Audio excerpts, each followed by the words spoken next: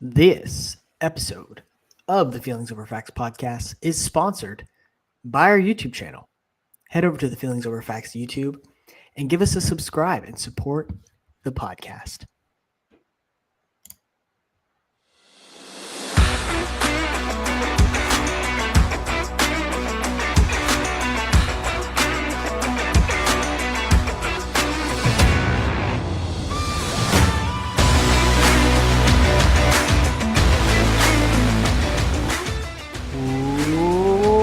Welcome in to the Feelings Over Facts podcast. I'm your host, Zach Simmons. Here with my co-host, Daniel Jones, aka DJ. DJ, how are you feeling? Feeling outstanding.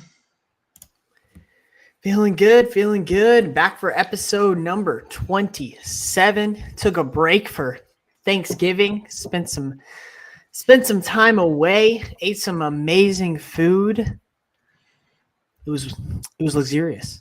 I made a turkey, DJ, for the first time ever. Baked my own turkey. It was surprisingly a lot easier than I thought it was going to be. How's your basting skills? Are you a master baster? I am. Yes, I am. Indeed, that. It turned out really, really well. Actually, very moist. It was a great turkey. It was only a 6-pounder. It wasn't one of those like big birds. It was a little bit. It didn't need to be. It's only two of you. Yeah, exactly. But it was really good. Made some stuffing. We had some green bean casserole. The mashed Saw y'all had a charcuterie board. We hit up the charcutes. It was fantastic, man. God, we sound so white. How was your Thanksgiving? It was good, Had the fam over and ate some turkey, some, sweet potato casserole. Gonna have some mac and cheese casserole, stuffing, cranberry sauce, all the fixins, man. It was good. Pumpkin pie with some whipped cream on top. Just so dirty, you just know it's not good for you, but you eat it anyway. Oh, for sure. You're worried about the calories and the sugar and all that later. Nothing you gotta figure out in the moment. That's just for fair. Sure. Yeah. Great Thanksgiving. Some great football was on Thanksgiving. Some great games. But thank you everyone for joining us once again to the Feelings Over Facts podcast. If you're not subscribed to the Feelings Over Facts podcast YouTube, what the heck are you doing? Get over there. Subscribe. We are currently live on YouTube as we are with all of our episodes. The live chat is bumping already. We got 5 people in here. Deshad is already saying the pod never starts on time, as if he's not always late. Or doesn't show up. Yeah, exactly. Head over to the YouTube channel, give us a subscribe, hit us up on TikTok and Instagram as well, where we post a lot of our short form content as well. All right, DJ, enough off the top. Let's go ahead and get back into it. We had a lot to get into today. We got a big episode, just a great show. But first, let's talk about what missed today's show. Aaron Rodgers, back in practicing, wants to return this season. We'll see how that goes. I don't believe him for a second. Former Pro Bowler Deshaun Jackson officially retires as a Philadelphia Eagle. One of the great speed receivers in Eagles history, for sure. I think you could say best receivers in history. Yeah, just one of the better receivers in NFL history. For sure. Yeah, definitely up there. So good. Now, is he a Hall of Famer? No. I don't think so either. Yeah. And finally, last thing that missed the show, LeBron passes Kareem for most minutes ever in the game in which he lost. Who cares? Exactly. That's why I missed the show, DJ. Who cares? Stop talking about LeBron. Most this doesn't mean anything. It just means he's been in the league long enough to get it. Okay, let's move on. Talk about more relevant topics. Well, let's do it. All right.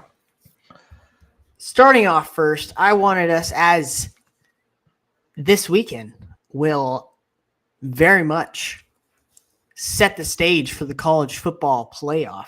I wanted to, as the conference championships are this weekend, I wanted us to have a little bit of a discussion off the top about the college football rankings that came out this week, as well as the standings, and just kind of talk about who we think will make the college football playoff, how we think it'll play out, how it could play out, how it could be very chaotic if it goes a certain direction, and just kind of how we see that going. So, DJ, first, are you surprised of the rankings right now, which are Georgia at 1, Michigan at 2, Washington at 3, Florida State at 4, as the current playoff ranking? No, I'm not surprised, because I feel like you do have to put all the undefeated teams in there at the moment with how everything else is playing out. I do think that teams 1 through 8 all still have chances to make the playoffs, and I think all it really matters is if you beat the person you beat the team you're facing this weekend. The only thing that I had a problem with is that Ohio State didn't drop a little bit further. In my opinion, you lose past Texas and Alabama. Yes, because our schedules are significantly better than theirs. Yeah, that's definitely a good argument for why they should have dropped past them. I think that's the only reason why. This is not an Ohio State hate speech. This is not me hating on the Buckeyes. No, I get that. I think that the argument for them being where they probably are at the moment is that their loss is better than Texas and Alabama's. Michigan probably the best, or if not the second best team in the country at this moment. So I guess that would be that. But if that's the way they're going with it, I don't see why they wouldn't put them over Oregon. So, I mean, Oregon looking really good, though, I got to say. That's going to be an awesome game on Friday. Okay. I think a lot of what kept Ohio State where they're at is honestly the committee helping themselves with that argument, putting Penn State back in the top 10, too, because they went up 1. Not that mattered anything or changed anything differently, but it did help. Yeah. But I do think 1 through 4 is correct.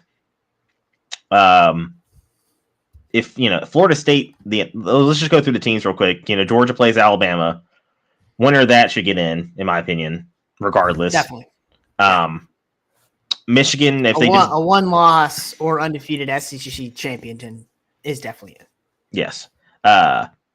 Michigan, if they just hold pat and beat Iowa like they probably are going to, they'll be in. And then this big juggernaut game, Washington versus Oregon. This is going to be such a big game. And if we're going based on eye test, man, has Oregon looked so much better than Washington has after that game. And honestly, it came down to a missed field goal why Washington beat them. But since then, Washington's kind of been hanging by a thread, and Oregon's just kind of been out here just demolishing people, passing the eye test, passing what you need to do to kind of go up in the rankings and be where they're at right now. On eye test level, Oregon is the best 1-loss team right now. 100% agree with that, just because they have absolutely demolished teams that have been in the top 25. Unfortunately for them, destroying them as bad as they did kind of knocked them out of the top 25. Utah, I think Utah was their best win, and they knocked them out of the top 25 after destroying them as bad as they did. So it kind of hurt them. Yeah. Thrashing Oregon State like they did in the last game of the season. Colorado was in the top 25 at the time when they beat them, but true. They've since fallen off. We also have to remember that was the AP poll. I think that the college football playoff doesn't really take that into. I don't know, because I'm not in the building, and sometimes I don't really listen to what the media says. Like, oh yeah, we take that into account. I don't know if they do or not. Yeah. For me, I just what Oregon did is they've beaten everybody except Washington that they needed to beat. They've put themselves in a very good spot. You can't hate on it. Oregon, I mean, that's a mess. Whoever wins, that's definitely getting in. And here's a question for that one, and this is the most interesting one for me: is if Washington loses to Oregon, but it's close, do you think there's a chance for 2 Pac-12 teams to get in? Just unless, like, if Florida State fumbles, but trips up in the ACC title game on Saturday. Yeah, so that's the question. I think is the most intriguing question with this all is if Florida State loses and they're obviously out of it. A one-loss Florida State to Louisville can't really contend with some of the other teams I'm about to mention. Then the big question is, and this is going off the assumption.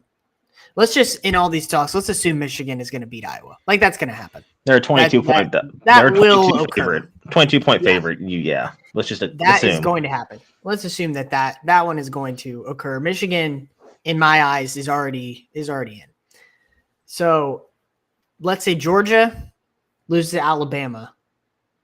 Oregon beats Washington. You have one loss Georgia. You have one loss Washington. You have one loss Ohio State. You have one loss Texas. And then those are the teams. Alabama wins the SEC, they're in. So then you have Alabama and Michigan in. And then Florida State loses to Louisville. Who do you put in with a one-loss Georgia, a one-loss Washington, a one-loss Ohio State, and a one-loss Texas? So I think Oregon gets in because they beat Washington. Yes, correct? This would be So this would be for the last spot. So Michigan goes up to 1. If that in that scenario, Michigan will go up to 1. Oregon would go up to 2. Bama 3, and then it's a toss up between Georgia and Ohio State for the 4th spot. Bama 3. A toss up between Georgia and Ohio State for the 4th spot over. Yes. Over Washington. Yes, because at that point, Texas? I think. Yeah, I guess Texas would have to get in if we're going. So I guess you would put Texas at 3 and then Alabama at 4. But man, leaving Georgia out would be rough. Texas at 3, Alabama at 4. Because as much as I am a Bama fan, looking at it, looking at it as an unbiased person, and this is what I'm doing right now. Yes, the head-to-head does matter. Yes, Texas should stay in front of Alabama as long as they still are one-loss teams. If they're both one-loss teams, Bama should not jump Georgia or should not jump Texas because of the head-to-head. Now that did happen early in the season, 2 different teams. Yeah, but I was about to say they're not above that. But the committee has shown that they're staying pat on that, which I can respect because at least you're doing something consistent. And we've had college football playoff rankings where I've just been, okay, what are we doing? But the thing is, it throws a wrench in, and this is why I didn't like that they put Ohio State at 6, is that Ohio State could also still get in somehow. Like what Mike said in the chat, he says if Florida State loses, he thinks Ohio State gets in. And then Mike is also saying Georgia gets in no matter what. But in that scenario, I don't know where you put them in there. Because if you have a conference, because I do think conference championships matter. To the committee, into the playoff, it matters. So if you have a Big 12 title champion, I was about to say it depends how much they value that conference title. Because if Texas loses their conference game, they're out. Obviously, they'll have 2 losses. But then if Alabama beats Georgia, it just depends. Do you value Georgia 1 loss to Alabama, or Texas's 1 loss and their conference championship, even though over the course of the season, most people would probably say Georgia has looked better than Texas. But you kind of just have to step back and look at it as – it depends if they're going to look at it as like the whole season view, just their resume. But I disagree, Mike. I do not think Georgia is in – no matter what. I don't think that they can lose this game to Alabama. I think there's a very real possibility they could lose this game to Alabama and still and not make it into the playoff. I think they could lose, and then Washington could beat Oregon. And then Florida State could win. It could be Alabama, Michigan, Washington, Florida State. Texas, Ohio State, and Georgia all miss. How upset would Texas fans be? Sorry, go ahead. I was gonna say how upset would Texas fans be though because they beat Alabama earlier, but Because does that mean that the committee ranks Alabama's win over Georgia higher than their loss against Texas? Because they've kept Texas in front of Alabama the entire season for a reason. Yeah, I don't see how you don't put a conference champion in the playoff, because it should matter. It's an important game. You're going to be the representative, pretty much, is what they're saying. So, like, yeah. In that aspect, I think that's the current problem with the current playoff, that you have these scenarios where, so say Alabama beats Georgia. Georgia clearly, in my eyes, one of the best 4 teams in the country, better than Texas. I think they're clearly better than Texas. I think they'd be over a touchdown favorite if they were to face them, but Texas could win their conference, and Georgia could not, and then they could not make it, and then you don't have one of the best teams in the country, in my opinion, in the playoff. So I think that's the issue, and why they're changing the system. And Mike has put in the chat in his scenario that he has Michigan 1, Oregon 2, Bama 3, and then Georgia 4. So no matter what happens, Mike, if Georgia loses, even if it's by, and I'm not saying this is going to happen at all, because I do think it's going to be a dogfight. If Bama beats Georgia by like 20 points, do you still put them in? Because I do think that if you do lose, the amount of how you lose is important in this scenario, in my opinion. Because I think that the first year where, Cardale Jones and Ohio State just absolutely just slap Wisconsin around, if they didn't beat them by that much, I don't think they're in the playoff that year, and then they don't end up going to the national title and winning it that year. That's just my opinion.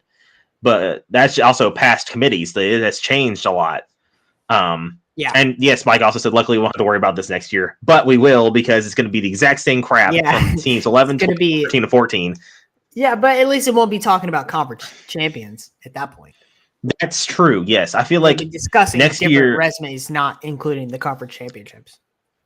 This is just my opinion on this. By the way, we're kind of getting off topic, but I think it all kind of predicates around the college football world and landscape. So I just want your opinion on this.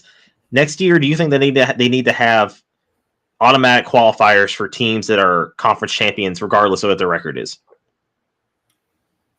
So even if you're like a 3-loss team. Okay. Yes. Okay. I think so. Well, I think 3-loss. I don't know. Now that I think more about it, I don't know. Well, and that really only depends on which conference you put in there. I think like SEC, Big 10, ACC, and Big 12. And that's it. The big conferences. Yes. I'm fine with that. So Power 5. I mean, I say that, but like, if somehow, some way, like Louisville could very well beat Florida State. Louisville's not one of the best teams in the country. Would you put them in because they won the ACC? Well, I mean, if we're talking about that right now, lost to Pitt. Pitt's not good. They would be 14th, but a conference champion. In this, so let's look at I'm looking at the rankings right now, and we're acting like it's going to be next year's thing. If they were a conference champion with 2 losses, which they would probably be in. Yeah. Okay. Yeah. Because I do think that you should be penalized a little bit, like Oklahoma in this scenario, because Oklahoma's not playing in their conference championship game. It's Oklahoma State. So I feel like if you don't make the conference title game, you shouldn't be rewarded just because you didn't have to play that extra game and someone else did, and then end up upsetting somebody. Like, I feel like and also I think conference games next year are just going to be so much more important because of the new conference layout and everything like that. So definitely, for sure. Mike in the chat is saying next year he says he thinks conference winners get in, and then you go undefeated teams like Liberty this year, and then you go next best, so on and so forth after that. So I don't disagree with that. So I think you have conference qualifying champions, automatic bids, top 4 at least, right there. No, I'm not saying they're not 1 through 4. I'm just saying there's 4 of the spots right there. Then you go at large bids, and then any undefeated teams. And if they're the small schools, and let them, hey, you're getting your chance, because this is what everybody's saying is there's no variety in college football. It's always the same teams. Yeah, this is the chance to change that. Now, looking at the top 25 right now, where is Liberty? Because I know they're ranked. They're what, 24th? 24th, yeah.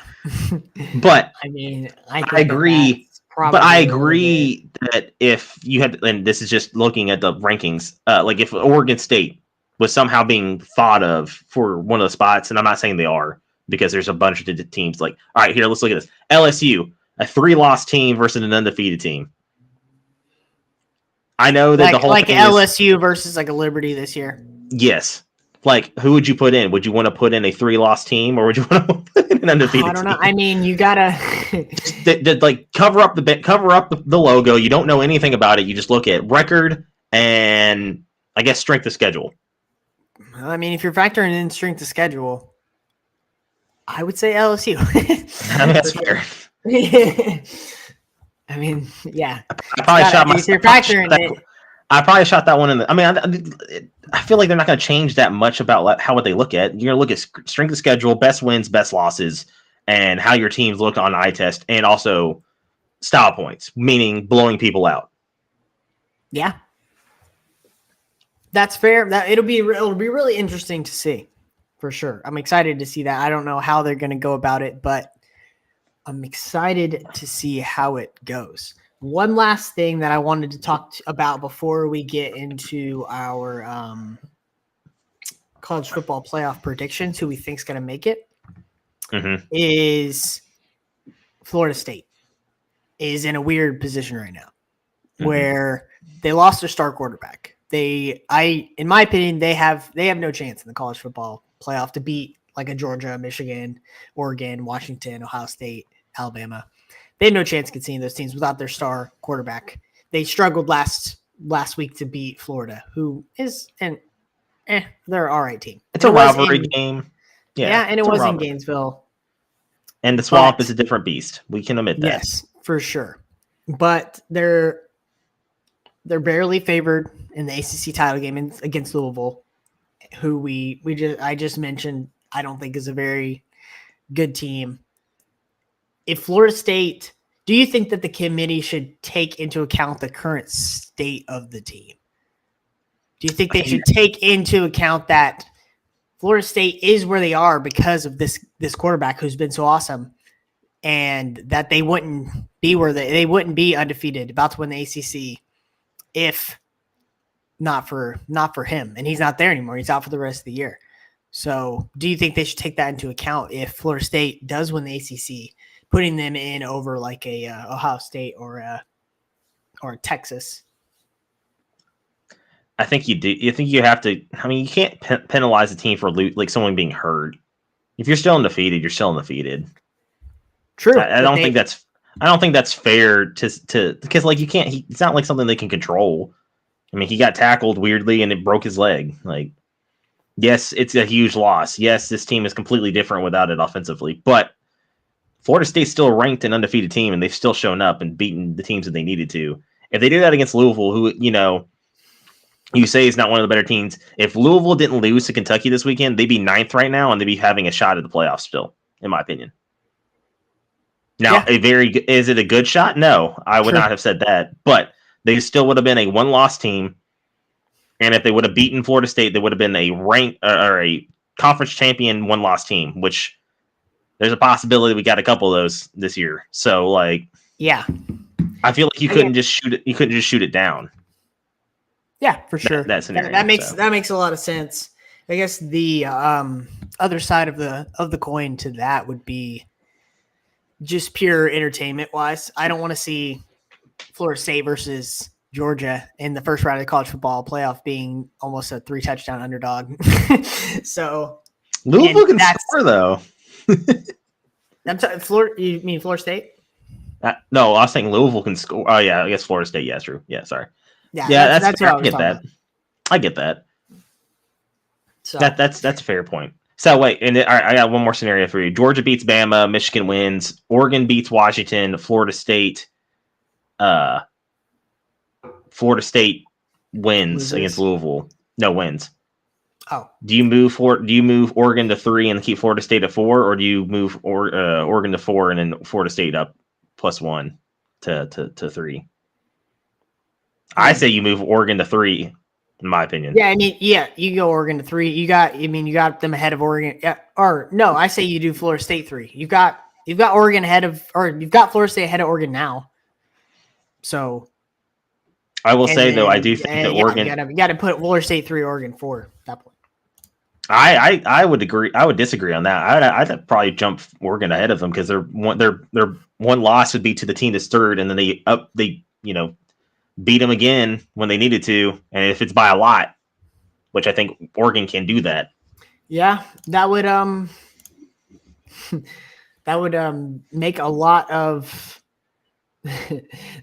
Georgia fans unhappy. Or happy, I guess, because they get to play. I mean, I think Georgia or Michigan is rather going to play Michigan State, or is rather going to play or Florida State over Oregon. So at this point, so yeah, it's a good question. All right, that is a little bit of discussion about the current rankings, kind of scenarios that could play out. It's going to be exciting to see what happens this weekend with conference championships. But DJ, I want us to go ahead and, before the conference championships happen, give out our predictions on kind of what we see unfolding and who we think will make it. Would you like me to go first, or would you like to go first? Yeah, go for it. Okay. I think Georgia beats Alabama.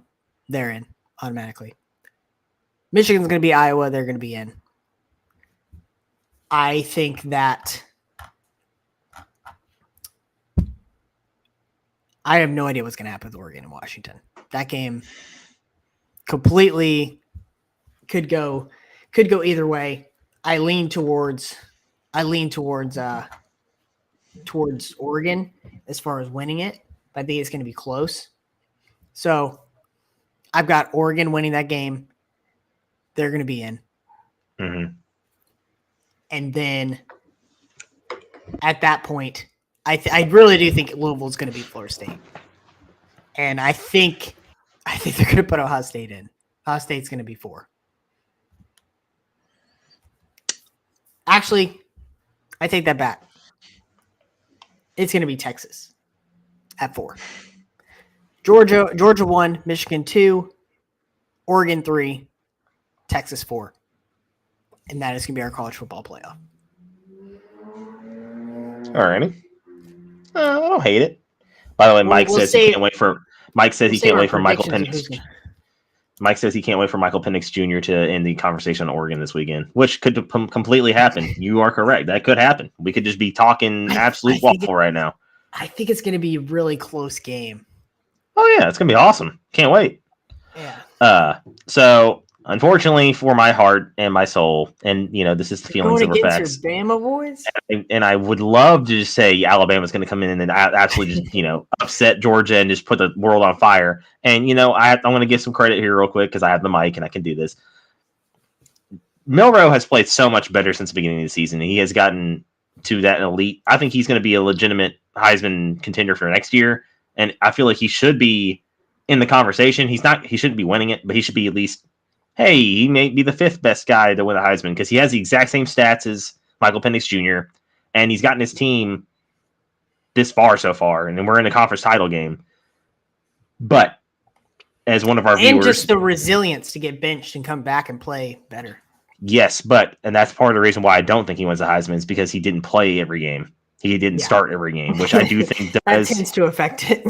Yes, that should affect it 100%. So, as one of our most consistent listeners, Rashad, says that should matter. You can't give a Heisman to a guy that's didn't start every single game. So, I agree with that. But I'm putting Georgia in at 1, Michigan 2, Oregon 3, and then I say they put Ohio State in at 4. So we get Georgia versus Ohio State rematch of last year. Michigan versus Oregon. I have Texas in there because I think that they win this weekend and they win their conference. Is this? I'm guessing you're putting Ohio State in there, saying you think Texas is going to lose.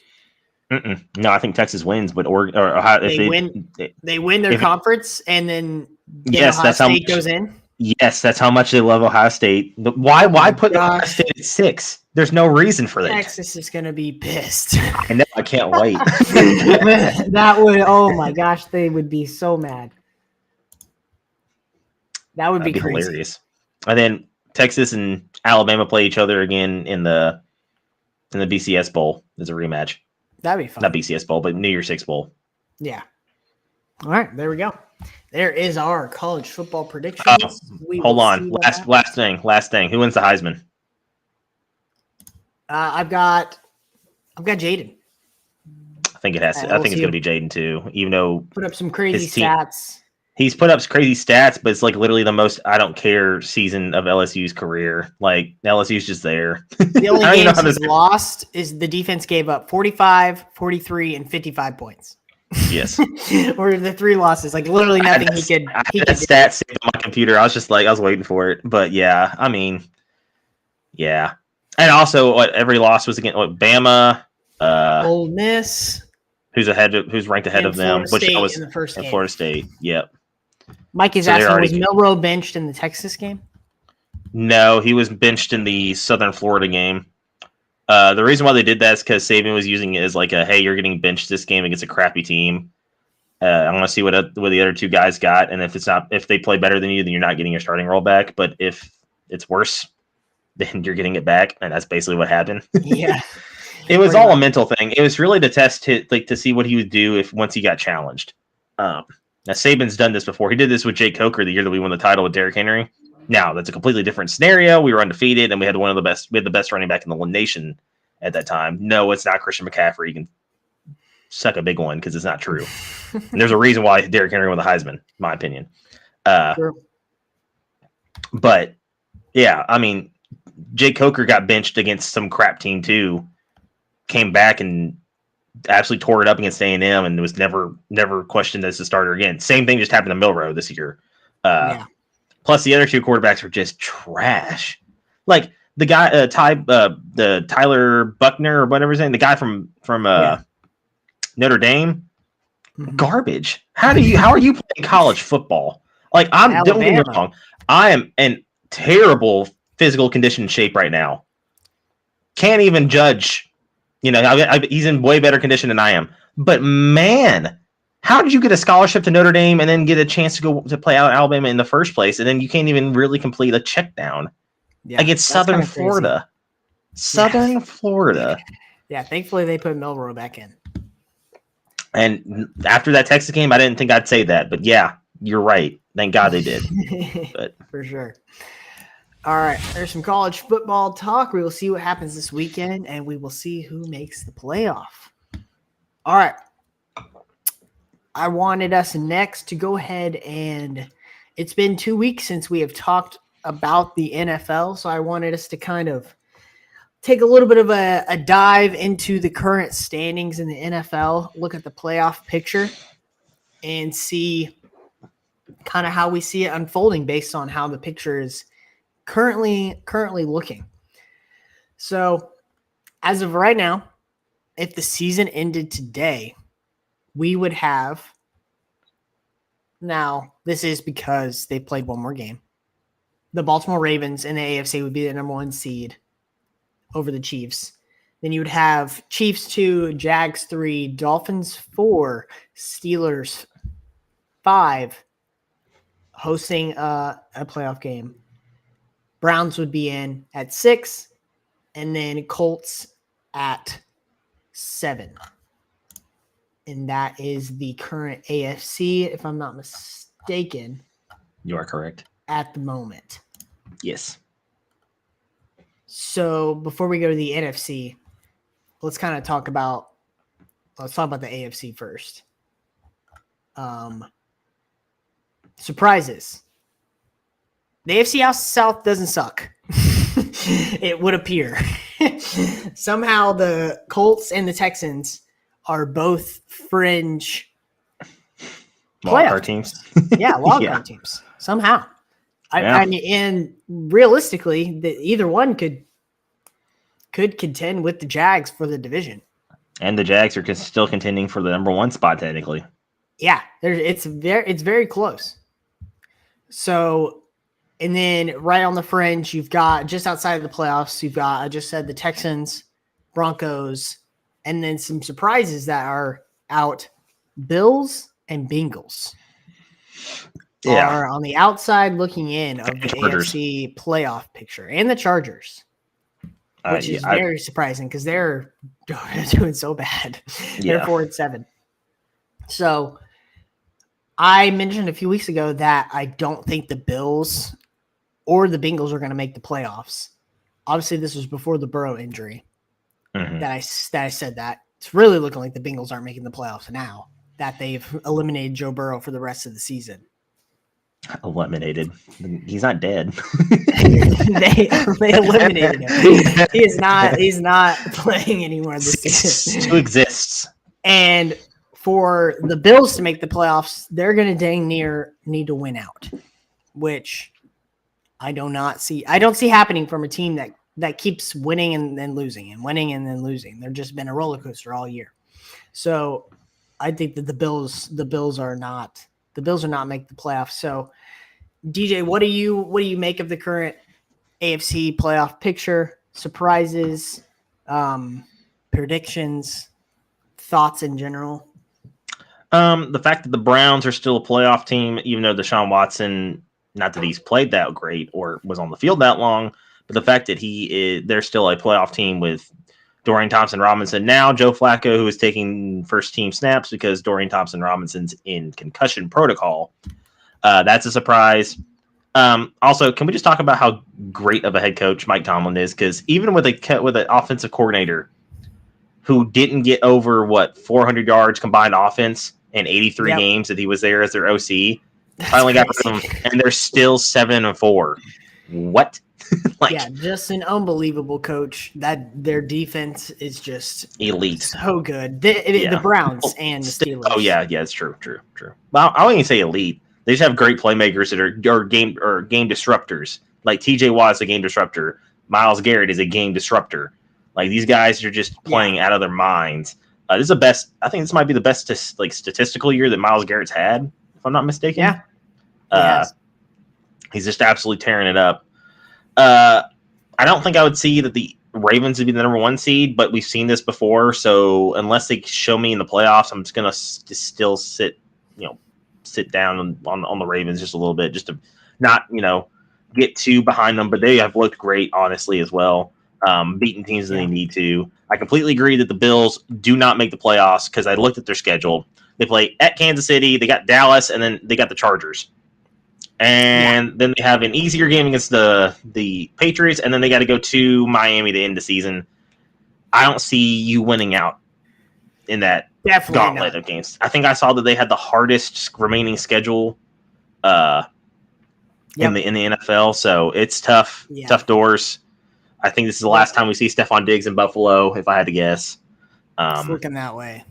So tough scenes for Buffalo fans here. But everybody else, I feel, is a playoff team, so it's not that surprising. Like you said, the Colts and the Texans being. Who do you think gets that 7th spot?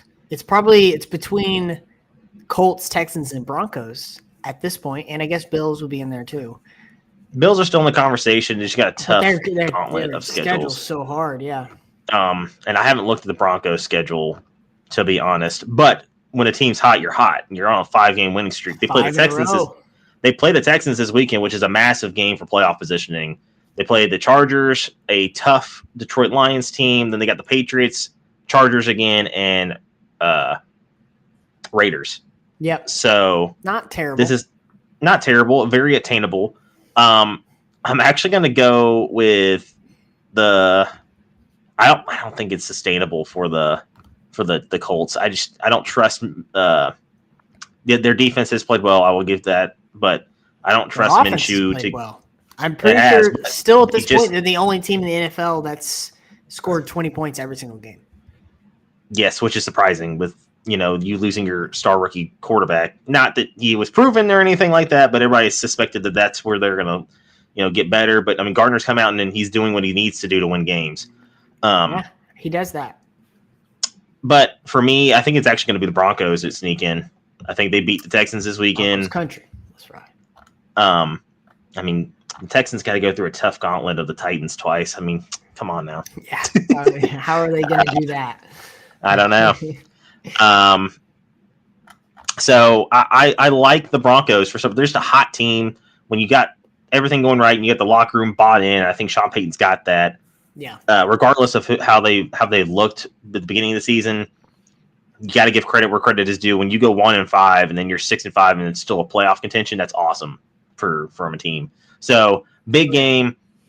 Plus, also, not that I like Russ, but I do think that defensively, the Broncos have a better defense than the Texans do, and I do think that that's what it's going to come down to. Now, the reason why the Colts are still in their possession, the position that they're in, even though they cut Shaq Leonard, still one of the better defenses in the league right now, and they just do what they need to do. They grind away wins, and it's going to be tough. But I have the Broncos. I'm going to go Broncos. I'm going to be different. Yeah, I think it's between the Texans and the Broncos as well. And I think I really think it's going to be the Texans. Somehow. That'd be a cool story. Mike said he has an NFL future bet, but then he made before the season started with the Ravens to beat the Cowboys in the Super Bowl. Still alive. Very much alive. What a future bet. Teams are looking good. Which, mentioning the Cowboys, let's bounce over to the NFC side of things. Yeah, let's talk about the Cowboys going to Atlanta, 5-6 division winning team. They're not, obviously didn't win the division, but leading team. Having to host the Cowboys would be entertaining. Oh my gosh, that's so funny. Yeah, so overall the NFC side, you've got the Eagles at number 1, 10-1. They just somehow keep finding ways to win games. You've got San Francisco 49ers, number 2 at 8-3. Lions also at 8-3 with the number 3 seed. The Atlanta Falcons are currently in would be the 4th division winner. They would be the 4 seed technically, but they're 5-6. And then you've got the Cowboys at 5, Seahawks at 6, and then currently your last playoff team in the NFC would be the Minnesota Vikings at the current moment, because they are 1 game ahead of a few of those other teams that are in the mix, which would be the Green Bay Packers at 5-6, the Rams also at 5-6, and the Saints as well who are still in that 5-6. Yeah, the whole AFC South, NFC South, except the Panthers, is really still is alive to host a playoff game. It's currently where we're at. So yeah, it's going to be pretty fun. Yeah, your point about the Cowboys going to Atlanta for a playoff game is going to be pretty funny when they're like a touchdown favorite on the road in a playoff game. So yeah, how I currently look at it is my prediction about a month ago of the Packers being that 7th team in the playoffs is starting to look more and more realistic. They're right there. They're right on the bubble. It could happen. They have the Chiefs this week, which is that's kind of tough. But that is tough. I think if I remember correctly, after them, it does get a little bit easier. With they face the Giants after the Chiefs, and then they face the Buccaneers, another winnable game. Then they have the Panthers. And then they have the Vikings, and then they have the Bears. So very winnable games there to close out the season for the Packers. So, but then let's look at the Vikings schedule, which I have pulled up. They play the Raiders. Actually, they have a bye week this week. So they have the Raiders, they have the Bengals, then they have to play the Lions twice and the Packers, like you said, week 17. But they have to play the Lions twice. That's tough. Lions are not an easy team. The Packers have already done their two Lions games, which one of them was on Thanksgiving, and they won. That was honestly a huge win for them to beat the Lions. Massive spot to get that win with how easy the rest of their schedule is. Something I wanted to talk about. Do you think that the Eagles are lucky to be where they are right now at 10-1? I mean, you can say luck. I say that it's just a team that knows how to win in situations that are tight. That's what I will say. Their one loss is to a team that probably shouldn't have beat them in general, but they also have some wins. Is like, interesting. So this game against Buffalo was a tough one to swallow if you're a Bills fan once again. we're kind of crapping on the Bills right now. Not intentionally. We are not a anti-Bills fan podcast, I promise. But that was tough. Yeah. But I mean, hey, you win the games you win the games you need to win, no matter how the 60-yard field is. goal in those rainy conditions to force Exactly. That was incredible. Yeah. You what, like, if you're the Bills, what else do you want me to do? Is what you ask. Like, exactly. Well, our defense is like, we stopped them, but it just didn't stop them enough, I guess. I don't know. Yeah, for sure. I won't say lucky. I think the Eagles are just a really good football team. This next game is going to be massive, and it is kind of preluding to another segment we have. But man, Niners, Eagles could be a very much rematch, or this could be a precursor to one heck of a game in this week. Just a banana of a game. Just crazy. Yeah. So Niners fans can't complain anymore if Brock Purdy makes it through the whole game and they still lose. Yeah, true. That was their only saving grace from last year's playoff game.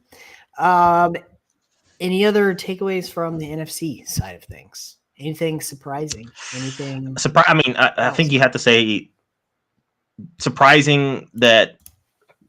Well, I mean, I can't really say anything about the NFC South yet because Lord knows what's going to happen in that division. Literally no clue. Give credit to Josh Jacobs coming in and pulling this team together. They're still in a playoff spot. They're getting Justin Jefferson back, so let's see what they can do with that. But I mean, the Packers, man, they've been on fire the last couple of weeks, so watch out for them. I wouldn't say there's anything super surprising. I think the teams, I mean, besides the NFC South, I'm not talking about that right now. But the only surprise really is the Seahawks are kind of not doing as well as I thought they would be right now. 6-5, and Geno's out now. Yeah. So what's going to happen tomorrow night with the Cowboys? Big game tomorrow night with the Cowboys, big time. So man, all I'm saying is, who wants to? I don't know anybody that wants to host a playoff game that bad that you're playing against the Cowboys, because that's who you're going to face if you're the worst. Yeah, it's just rough. But the Cowboys would just find a way to lose that game. They didn't need to. Yeah, 100%. Almost as bad as Clemson ain't. Yeah, exactly. All right, there's a little bit of the outlook on the NFL playoff picture as well as the current standings. Finally, DJ, before we... Where am I at here? Never mind. Okay. Before we move on to our most anticipated game of the week, kind of wanted to give a little bit of a discussion on the NFL draft. Is only 5 months away at this point.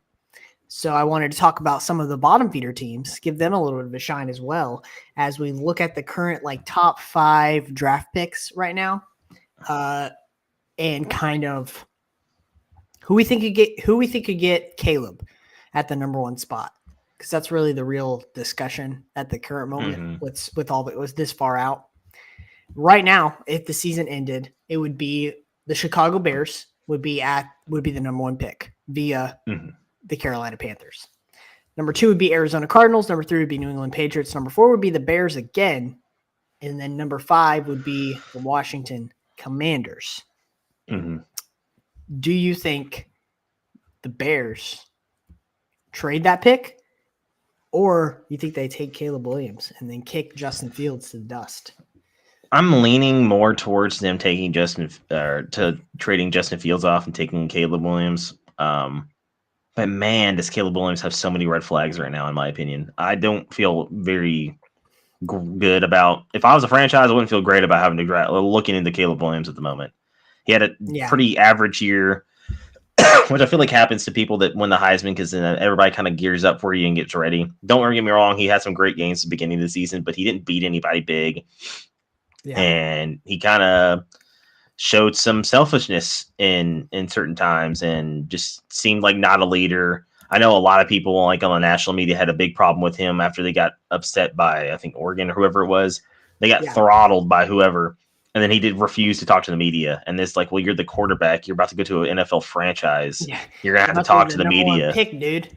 Yeah, you're about to have to talk to the media, win, loss, or draw. You got to, suck it up. He show it. And I have no problem with him, some people thought is like, oh, he's soft. Look at him. He's crying after a loss. Like that. I don't have a problem with a grown man crying at all. Like that's fine. Everybody gets emotional. You got to let it out sometimes. Shows you care. Yeah.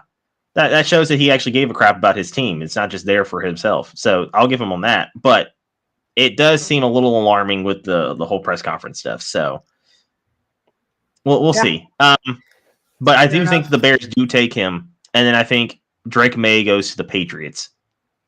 Okay. Because this is a heavy quarterback draft. You don't see Arizona drafting a quarterback?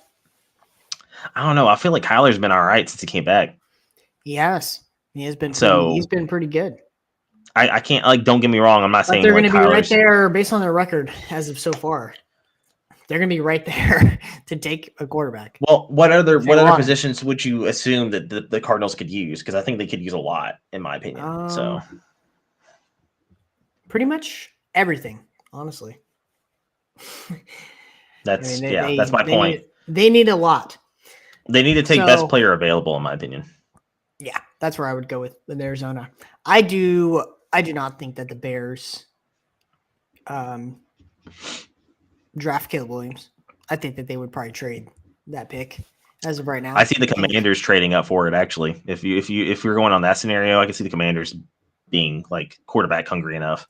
Yeah, and so I think that the Bears are going to have 2 top 5 picks, and I think they're going to trade one of them. They're not going to take two. Get some draft capital and move back and get some players. Too many pieces. So there's a little bit of the talk about the bad teams in the NFL and who could potentially get that number 1 pick, who could get Caleb Williams. All right, DJ. Finally, let's move on. One last point real quick, though. I will say, don't forget Marvin Harrison Jr. is sitting around there hanging out. So Kyler Murray could use Marvin Harrison Jr., just saying. But Marvin Harrison Jr. and Hollywood Brown. Pretty good 1-2 punch there. Insane. Yeah. That would be nice. All right. Let's talk about our most anticipated game of the week. I have 2. Okay. So I'll go ahead and go. Obviously in the NFL, the big game this weekend, I'm sure you'll talk about it as well. 49ers versus Eagles. NFC title game rematch. That's a huge game. A lot of those players have been talking some mad smack in the media about it just because of the drama with the last game with the Christian McCaffrey going in at quarterback at one point in the game. Mm-hmm. So it's going to be interesting to see that. Crazy. I think the Eagles are coming in with a little bit of the chip on their shoulder, being an underdog on their home field, having the best record in the NFL. I think that is going to be a great game.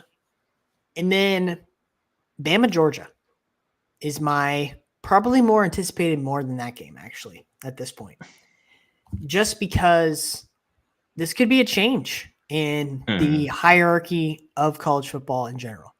Is this really the moment where we see where it's unifiedly decided Georgia is the number 1 blue blood top tier college football team in the nation? They surpassed Bama. If they beat them in this game, I think that would be what everyone is saying come Monday morning on all the sports shows. I don't think that can really even be denied. So that game is definitely very anticipated for me. All righty. Well, I'm going to be different because, yes, those games are big, but I like to look a little bit deeper, like to get into the games to see what I like. I already said this about the NFL game. I think this Denver-Houston game is massive for playoff positioning. Head-to-head matchup does matter in playoff rankings. So this could be a massive win for both of these teams if you're trying to make a late push in the playoffs with so few games left. We're in week 13 already, so the season's already almost over. So for me, massive game. 2 teams that have been lighting it up. Even though the Texans lost last week, heck of a game. And then already procured to it. Obviously, I'm going to be looking forward to that Bama game as well. But Oregon-Washington Friday night. That game's going to be electric. And it's pretty much the only big game that's on that night. So I expect everybody, and I do mean everybody, to be eyes just focused, locked in on that game because how big of a moment it is. So yeah, Great way to start off the month of December. Let me tell you, December 1st. Whew, big game, massive Great game. game. So, I will say that we've had some. Mexico State Liberty also on. Hey, don't hate on the Aggies, man. They're a 10-win team. Everybody's saying, "Oh my God, you almost lost Auburn. Auburn almost beat Alabama. They lost to New Mexico State last week." I was like, New Mexico State's got a better record than Auburn. It's not that surprising. Yeah, Just saying. true. All I'm hoping for. So we've had some matchups like this. Teams in the Pac-12 title games in years past where, I think it was like Oregon and Utah every year for like 2 or 3 years where it's like, oh, this could be a great game. And then Utah came out and just smacked Oregon in the face. So I'm just hoping we don't get that. I want a good game. As a unbiased just watcher of football and a fan of football, I just want this game to come down to like what it did the first game. But it's neutral game, neutral site. We're in Vegas, inside a dome. There's no stupid rain or wind or anything in the Pacific Northwest. So big game, massive game. Can't wait for that one. No doubt. Yeah. So that is a great segue to the most profitable segment in all of sports, the Feelings Over Facts bets of the week. I said that was a good segue because my first bet of the week is Washington plus 9.5. I mentioned earlier, I think Oregon does win this game, but I think it's going to be close. I think 9.5 in this game is just crazy. I honestly don't understand it. Really. I've been looking at it all week, just waiting for it to change. It's still there. 9.5. Washington. Don't get it. They already beat them. This is how Vegas gets wins, you. But it's going to be close. Yeah, I mean, that could happen. Oregon just comes out and just dumpsters them. Michigan, minus 21 against Iowa. This game's not going to be close. Michigan's going to destroy them. This is going to be a 40-0 type of game, 40-3. You know what I wish I could bet on? I wish I could bet on how many punts there's going to be. Just to get really into the Iowa feeling. A lot on the Iowa side of the ball. And then, so that one feels really good. And then finally, Georgia minus 6, Alabama. Anytime you can get this Georgia team less than a touchdown favorite, I think it's an auto play, in my opinion. This Bama team does. The only flip side of the coin to that is this Bama team feels like a team of destiny after they pulled that game against Auburn out of their behinds. So that would be the only other side of that coin. But Georgia minus 6 is the play against Alabama for me. Washington plus 9.5 versus Oregon, and then Michigan minus 21 against Iowa are my 3 bets. I will say this is probably the hardest defense that this Georgia offense has had to go up against. But I will say that they have 2 playmakers that are annoying to play against if you are a college defense, and they're small little white receiver and in Brock Bowers. Yeah.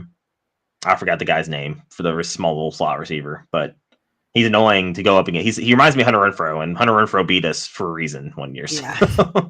Just saying.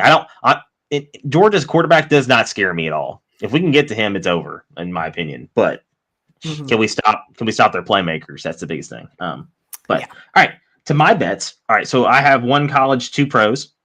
I went Louisville plus 2.5. It's plus 100 odds. I felt like there was a good value. Yeah, like I think you and I are both in agreement that this could be a huge fumble by Florida State here in this game. Louisville can score. They can't play much of defense right now, but they can put up points. Yeah. And Jeff Brom brought that over from Purdue, which he also brought over from Western Kentucky. By the way, big shout out to him for bringing this team back. Louisville was one of the worst football teams last year in the ACC and maybe even the country. Power 5 teams, let me say that, which is about to be Power 4 teams next year. But huge shout out to Jeff Brom. What a turnaround. I think Louisville is going to be legitimately a competitor for the next couple of years. Then I got Broncos money line against the Texans. I'm riding the Broncos wave. Broncos country, let's ride. 6 in a row. Still don't like Russ, but when you're on fire, you ride the hot hand. Right now, yeah. 6-game winning streak on the line against a very hot Texans team with a rookie that's absolutely lighting it up too. So, winning the Broncos on that one, plus 154. And this one it's a pick 'em. This is my other NFL bet. Completely in my feels on this one. Titans money line. over the I was going to Colts. say, I think the only pickup of the weekend is Colts Titans. It is. Jonathan Taylor's out. We got to get revenge on Zach Moss absolutely torching us in Indianapolis. That's true. And Big Jeff Simmons is going to do what Big Jeff Simmons does. He's going to disrupt Gardner Minshew's little stupid mullet and make him eat his mustache. Yeah. Uh, Do you have a problem with some of the fans wanting them to lose? The Titans? Yeah. I mean, I hate tanking in general in every sport, but I especially hate it when it's my team, unless there's just no hope. But I don't think we're at that point yet. Fair. Now, I don't think we're a playoff team by any means, but I don't think we're at that point yet. But I understand why you ask. Yeah. Fair point. Right. But Titans money line. Picking Titans money line. I like it. 5-7 after this week. We're gonna put ourselves back in the playoff conversation that doesn't matter. It would be their first road win, wouldn't it? We're at home. Oh, okay, never mind. Which we're undefeated at home, even more reason. I was gonna say they're pretty good at home, so tighten up. Woo! There we go. All right. We got it. Finally, to our feelings of the week before we go. DJ, let me hear your feeling of the week. You go first. Okay. My feeling of the week is Thanksgiving Day football is retroactively the most watched football and also of the year and also the least watched football. Let me explain. Everyone, whenever they go to their family or their friends for Thanksgiving, they always turn on that football game in the background. But nobody actually ever watches it. They're always talking with their family, eating food, having a good time, as they should. But that football game is on. So whenever I see all these numbers ratings come out the next day about, oh, look how much everyone watched the Cowboys game and the Lions game, I just always think to myself, like, no, they didn't. They did not actually watch that game. It was on, but nobody was actually really intently watching that game. That's my feeling of the week. It's calling out people for not paying attention. Got it. Yes. So, as we all know, the last week of college football's rivalry weekend. And as we all know, if you're a sports fan, if you don't, the game between Michigan and Ohio State is called what, Zach? The game. The game, yes. That's what I was going to go So they call it the game. The reason why that is because they don't play anybody else all year. So it's the only game that matters. So that's why it's called the game. It's pretty much a playoff game because you're pretty much going to be there anyway because you don't play anybody. So My feeling of the week is Big Ten, get better. You're not as good as the SEC. You never will be. You're a joke. Someone clip that and send that to Parker Campbell. Yeah, send it his way. I mean, I can't really disagree. I do share that opinion. They might get a little bit better. But it kind of helps that it helps that Oregon and Washington are playing really good football this year. But will that carry over to next year? Probably not. You're losing your quarterbacks. You're losing Penix. You're losing Bo Nix. Yeah. We'll see. No one else has played this year, so we don't know what else they have. Yeah. Maybe AJ Swan's transferring over there, Zach. You never know. Hey, I'd like to see it. I don't think anybody else would. Just me. And me alone. And maybe Nick. Yeah, could be. All right. From the Feelings Over Facts podcast, I am your host, Zach Simmons. He's my co-host, Daniel Jones, a.k.a. DJ. Thank you for joining us. Good morning and good night. Tell somebody you love them.